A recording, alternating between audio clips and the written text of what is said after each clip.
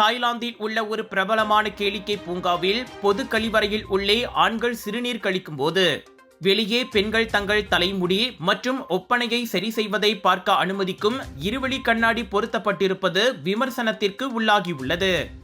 இது தனியுரிமை மற்றும் பாலின பாகுபாடு தொடர்பில் சமூக ஊடகங்களில் பொதுமக்களின் சீற்றத்தை தூண்டியுள்ளது. மார்ச் 20ஆம் தேதி 3.7 மில்லியனுக்கும் அதிகமான பின் தொடர்பவர்களை கொண்ட ஒரு இணைய பயனர் ட்ரீம் வேர்ல்ட் பேங்காக்கில் உள்ள அந்த ஆண்கள் கழிப்பறையில் பயன்படுத்தப்படும் இருவழி கண்ணாடியை வீடியோ வாயிலாக பகிர்ந்த பிறகே இது வைரலானது. இருவழி கண்ணாடிகள் பெரும்பாலும் ஒரு மெல்லிய உலோக பூச்சை பயன்படுத்துகின்றன. இதனால் பிரகாசமான பக்கம் வழக்கமான கண்ணாடியாக தோன்றும். இதன் மூலம் இருண்ட பக்கத்தில் உள்ளவர்கள் அதில் பார்க்க முடியும். இது பொதுவாக விசாரணை அறைகள் போன்ற அமைப்புகளில் பயன்படுத்தப்படுகிறது.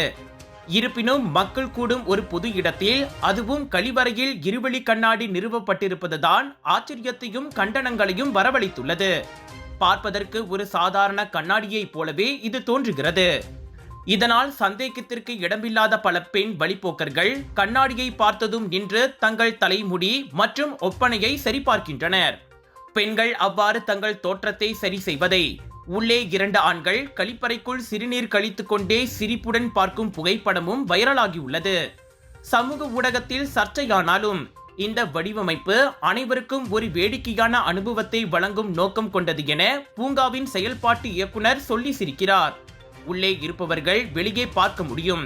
அதே நேரத்தில் வெளியே செல்வோர் தங்களை பார்த்துக் கொள்வதற்கான ஒரு கண்ணாடி மட்டுமே. அவர்களால் உள்ளே நடப்பவற்றை பார்க்க முடியாது என அவர் கூறினார்.